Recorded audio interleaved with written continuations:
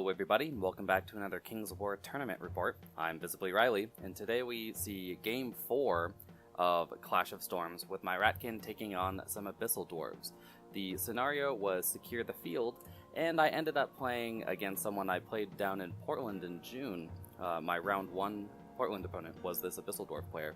So I'm coming off of 2 ties and a win from day 1, so I feel okay about my standing so far. Not the best, but definitely not poor, so looking for another win here, obviously. Starting off, we have 3 regiments of Immortal Guard. One has Kava's Holy Hand Grenades. Then we have a horde of Decimators. Now, I know these guys had Elite. I just forgot about it when I was writing the list. Then we have a regiment of Slave Orcs, followed by a troop of Slave Orc Gore Riders. Then a horde of Grotesques, 2 Mortars, 3 Rocket Launchers, a Slave Driver with Diadem of Dragonkind, an Ironcaster with Surge and Inspiring Talisman, a Greater Obsidian Golem, and then 2 regiments of Mutated Mastiff Hunting Packs, both of whom have Mutated Throwing Mastiffs. Now, I'm still missing about 100-ish points, 95 points to be exact, of army that I just can't recall right now, but this is all the units as far as I'm aware. So, moving on. We see the deployment.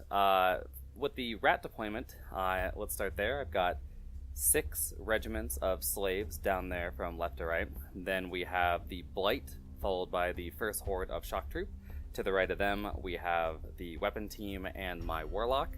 And then to the right of them, we have the last horde of Shock Troops and the Vermintide. And that forms my center line. I believe off to the left are the other 2 regiments of slaves, ready to stand off against some Slave Orcs. But off in the right, you can see them vanguarding forward. That's where all my Scurriers are, plus the Assassin. Or no, maybe it's just where one of the Scurriers. Anyway, and then in the bottom right is where my Demon Spawn is hiding out of line of sight, I believe behind a wood from all of his mortars and such. So, yeah, I'm fine with this this deployment. We are trying to secure that gray hill in the center of the field and that little crater to my left, as those are the only 2 pieces of terrain wholly within the zones. So yeah, those are the 2 pieces we're going after. I'm looking to just push my army up into the crater and then onto the hill while harrying his right flank with my flyers and speed. So yeah, that's the idea. For my opponent's deployment, from left to right we have the regiment of Slave Orcs. Behind them are the first regiment of Immortals. I'm not sure if they have the hand grenade or not. Then we have the first regiment of Mutated Mastiffs. Behind them are the 3 Rockets. And then to the right of them, the 2 remaining regiments of Immortal Guard. Behind them, the Slave Driver. Behind that, the first Mortar. To the right of that, those goblin-y wolf guys, those are his Gore Riders. Behind them, the Grotesque Horde. To the right of that, the horde of Decimators, and to the right of that, the last Mastiff regiment, and behind them, the Greater Obsidian Golem, the Ironcaster, and those little round base flaming demon models. Those are his throwing mastiffs, so they're not actually on the table. And lastly, we have the last mortar off on the right by its lonesome. I'm not sure about my opponent's deployment here. Only because the Slave Orcs and the Decimators off on the left, I think that they're hoping to swing into that crater, but I have so many drops that might be actually difficult for him. But he might have just been banking on getting turn 1, which I know I am, so he can make that turn a little easier. But anyway, moving forward, go to turn 1. So Ratkin get turn 1, and I basically just move everything forward as you do. You can see up in the top right, I move my the Scurriers with thrown weapons and the Assassin up to shoot at his mortar. The Assassin does not have range, but the Scurriers do. I think the Scurriers with short bows are actually in the left-hand corner with my slaves. There's no inspiring over there for them. I just, don't really care about it. I have my Demon Spawn, I believe, has flown up to be at the edge of a wood that's slightly off frame here to the right, just, again, to dodge his mortars. Otherwise, everything just moves forward. With my shooting, I'm not sure my Scurriers actually do many wounds to that mortar, but I think I do a few wounds to the Slave Orcs on the left there. So, it's okay. Here we see my opponent's turn, or the end of my turn, I guess, and the beginning of his. which gives a better shot of what's going on the left. It looks like I didn't want to put all my slaves all that far forward from the Scurriers, so I just moved them up a little bit.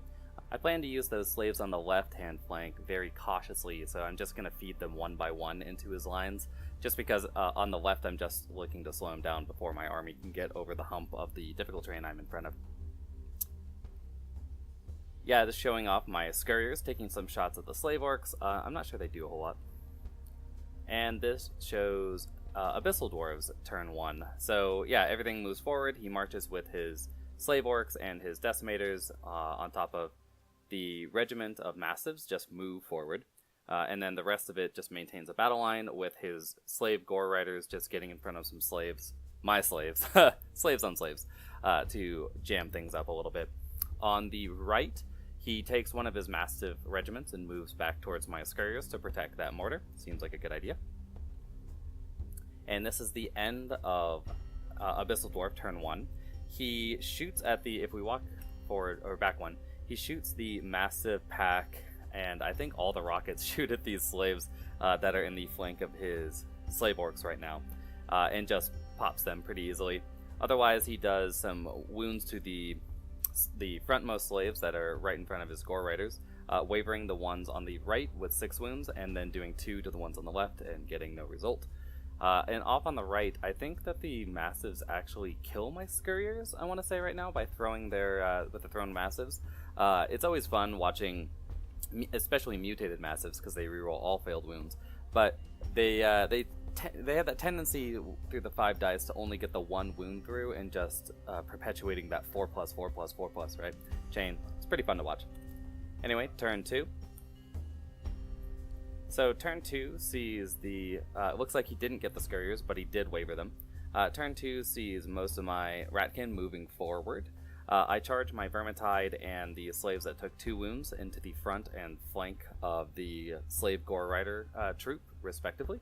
Otherwise, I just move forward, again, to block up his line. I'm staying slightly out of 10 inches, I think, with most of my units, except for, if you look on the left, the right slaves in front of my Blight, they are actually within 10, just to make it so if the dwarves want to charge, they charge 1, and then I charge with all. So that's the idea. I send some slaves into the Slave Orcs. Wow. Some tunnel slaves into the Slave Orcs off on the left-hand flank, just trying to get a few wounds through. And I think my Assassin moves forward to take some shots on either the Mortar or the Slave Mastiffs. Still no sign of my Demon Spawn. He's still somewhere off on the right. And this is the end of Ratkin turn 2, where my slaves and my tunnel slaves and the Vermintide in the center wipe out his Gore Rider slaves and turn back towards his line just to gum things up again. My tunnel slaves versus his Slave Orcs on the left actually get a waiver on those orcs, so that's great. Exactly the sort of slowdown I'm looking for.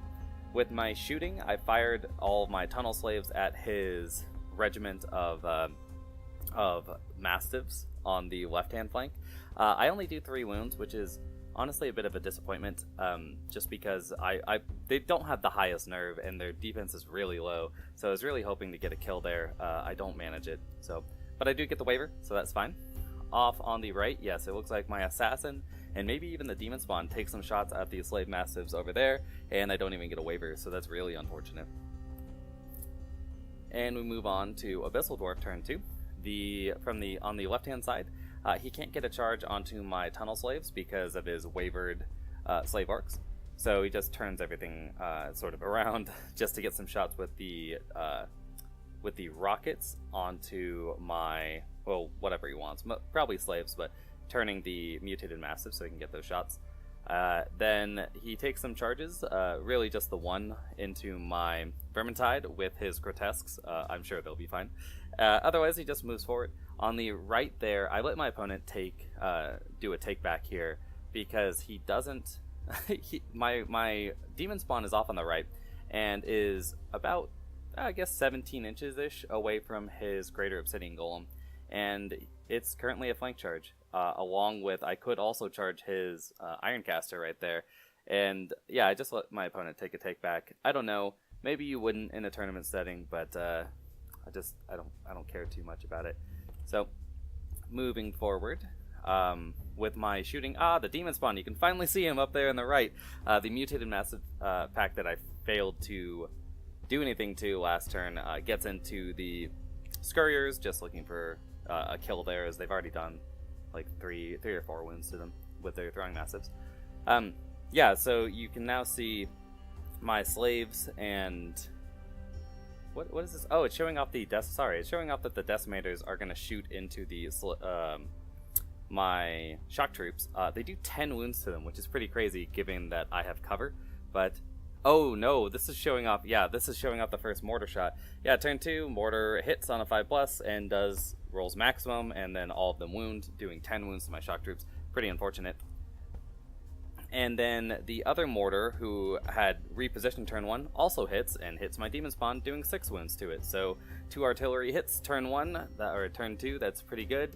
His rockets so far on, I think he's hit with 4 shots with the rockets in first 2 turns, so they're doing about average. These mortars are doing obviously significantly above. And here we see the end of Abyssal turn 2, or Abyssal Dwarf turn 2. Yeah, you can see I allowed him to reposition that Greater Obsidian Golem and character on the right hand side to be facing towards my demon spawn. Otherwise, he moves the massives over after they finish off my scurriers. He doesn't get the waver or any real rolls off on my shock troops or the slaves he shot at, but he does obliterate those vermin, that vermintide with his grotesques. So all is well. And turn 3. So turn 3 rolls around. I get a flank charge on his slave orcs with my tunnel slaves. I feel good about that. Looking for that kill.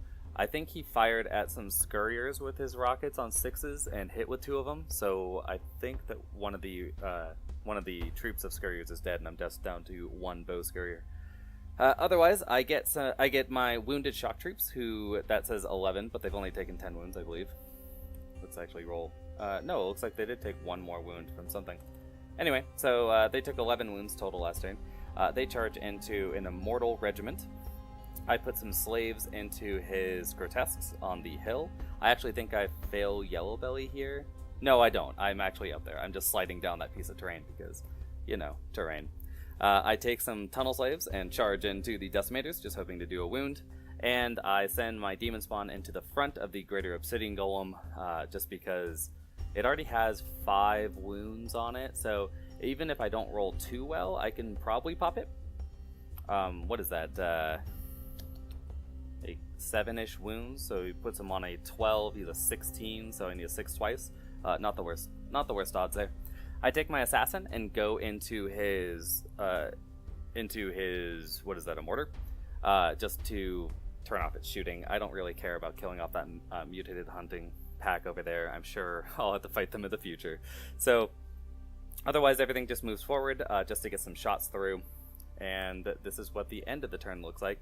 Yeah, my demon spawn actually doesn't do too well against that Greater Obsidian Golem. I kind of roll, not poorly, but a little poorly, right? A little below average. I think I do 5 wounds to him, putting him on 10.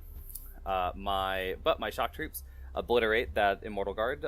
Granted, they did have Crushing 2 due to my Warlock intervening, but the big disappointment is that my tunnel slaves on the flank charge into the slave orcs, they do 5-ish wounds. They put them on 7, and I can only manage a waver, it looks like. So yeah, I mean, the waiver is great. I make it so he's not doing anything, but I also kind of forgot to face a second unit over there to finish them off, so not the best plan. And here we see Abyssal Dwarfs turn 3.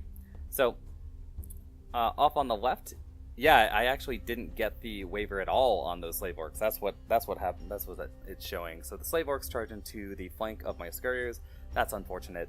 The decimators, or not the decimators, the Immortal Guard, the regiment on the left there charge into the slave flank. That's pretty standard. That's what I'd expect. And the other Immortal Guard charge into the front of the very wounded shock troops. So yeah, the left flank is sort of falling apart here. I gambled on getting some not even good break checks there, and I just didn't roll them. So that's what happens. The the Immortal Guard going into my shock troops, yeah, I mean, if his mortars hadn't, hit last turn for 10 wounds, I wouldn't be too afraid of this, as they've only got 12 attacks, but they did, so that's probably going to be the end of them, which is okay. I mean, variance is variance. Then we get the Grotesques into my slaves in the center. That's fine. That's going as expected. My slaves did like a wound, I think exactly 1 wound to the Decimator Horde, and they're going to get charged there. That's also fine. The Greater Obsidian Golem going into my Demon Spawn. I really hope he fails these 4 pluses, because that would be great. He had the opportunity to charge into the flank of the shock troops down there with a surge roll, but he decides instead to go for a move, or just to charge into the Demon Spawn instead. I'm pretty 50-50 about that. I don't know if that's anyway, I'm not sure if that's the best idea, but getting rid of that Demon Spawn is definitely a great idea, so take what you can get. And off in the right, he sends the last regiment of the mutated hunting pack into the assassin, just to try to finish it off.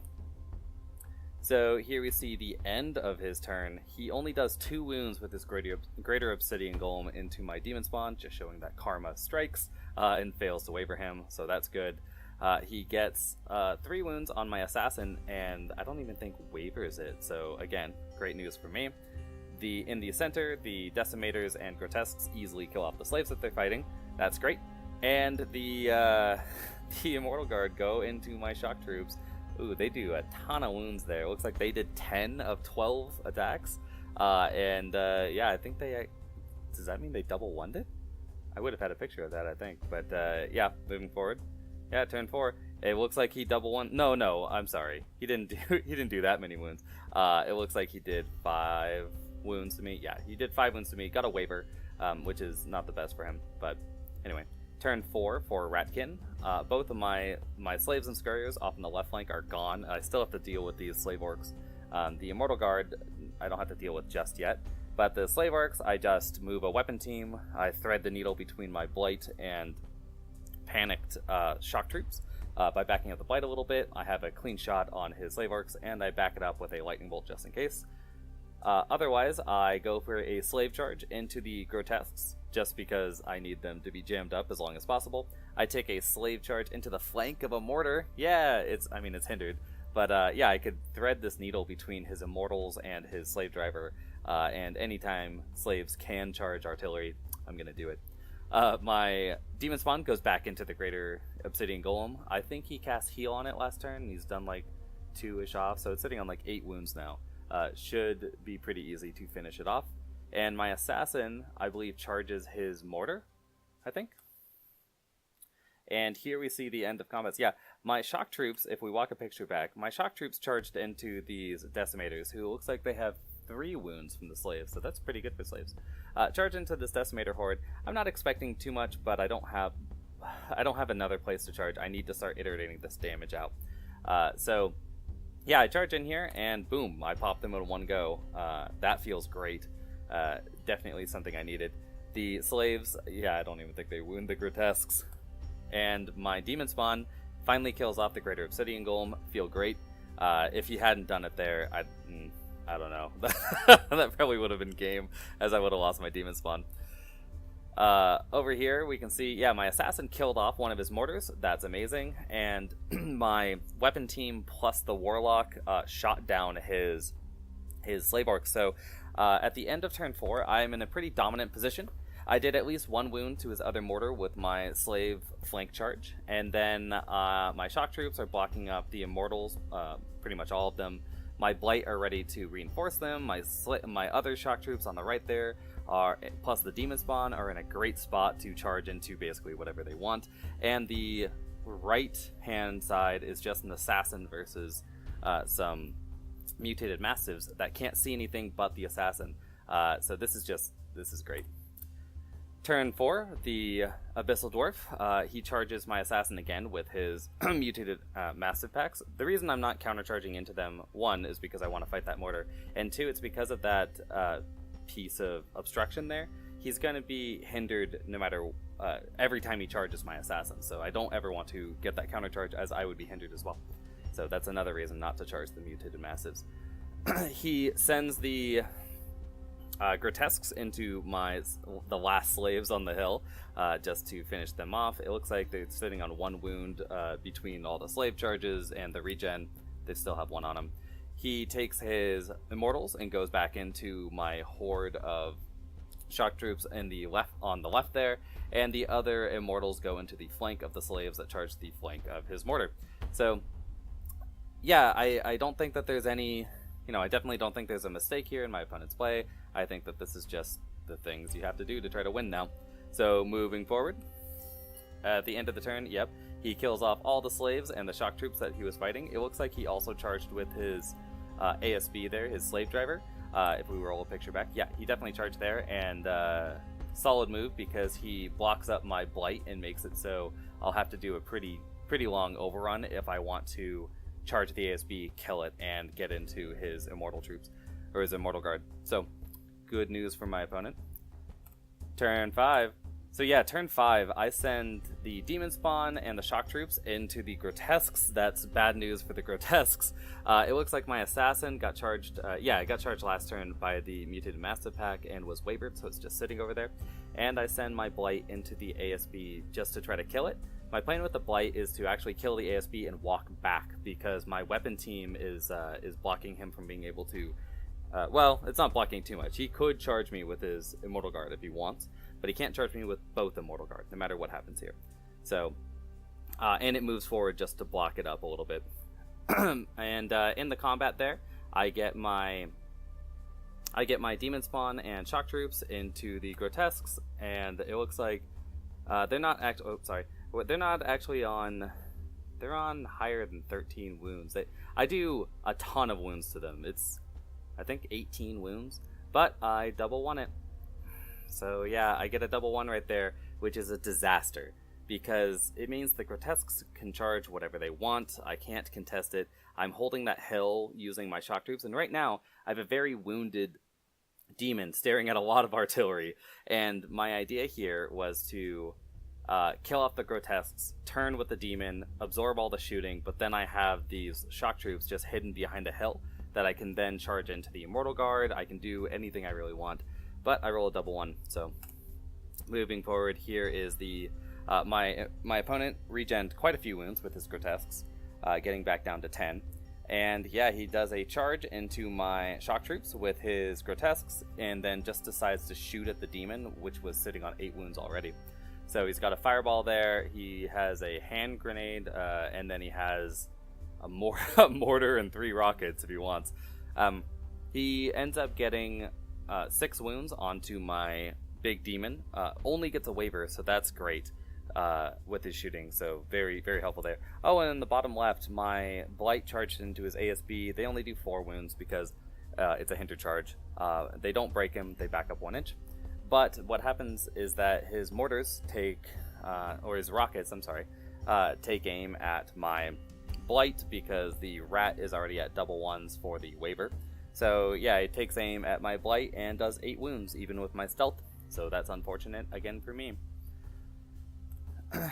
Over here, yep, he only rolls a 3 on my my big rat demon, so only gets a waiver, as it's a 17-19 due to the shock troops. And in combat, he only does 7 wounds to my shock troops. So I'm still in this game. It's not, it's not the double 1 into I just automatically lose. I feel good about that. And again, small rant. Double 1s, you should not be able to charge after doing that. It's the worst rule. Just throwing it out there. But come at me. But anyway, so moving on to turn 6. Turn 6, yeah, I don't get too many pictures as we're running very low on time. I put a further 8 or 9 wounds onto his grotesques with a counter charge from my shock troops. And pop them. I don't double 1 at that time. I think I did try with like a 3 or a 4, but yeah, definitely don't get the double 1. My demon just stares around, and my blight managed to kill off his ASB finally, so that's good. And I believe they back up a little bit just to make it so I don't get flank charged by the immortal guard. So yeah, that's about it. Turn 6 for my opponent. Yeah, here's what we'll talk about. Let's roll a picture back. So my opponent here decides to So he has 4 unit strength up on the hill, right? And my shock troops are within 3 of the hill, because they were already on the hill, and when they backed up 3. So my shock troops are within 3, and then I have my demon spawn. So I have 4, he has 4. All he needs to do is kill the double 1 demon spawn, do 1 wound to it. So what he does is, instead of charging my blight, he just consolidates power onto the hill. First, I believe he shoots the demon with the mortar, because it can't shoot at the blight anyway. The mortar hits, wounds, and does X. Like, I can't remember how many wounds he did to it, but again, he just needed to do 1 or 2. So he does a few wounds to my demon, so that's unfortunate. Then he takes his hand grenade, throws it at the blight. 4 plus the hit, hits, and does like 5? No, it did 4. 4 wounds, all of which wound. That's not that unlike him, only defense 3. Then he opens fire with his rockets. He has 9 dice. He rolls 6 sixes. And then with those 6 sixes, he ends up doing... I didn't even mark it. Yeah, he does like 13 or 14 wounds to my blight this round with just rockets and a hand grenade. And my opponent gets the win. I've removed my shock troops. They're actually still on the table. He fired a fireball at them just to try to get the last kick.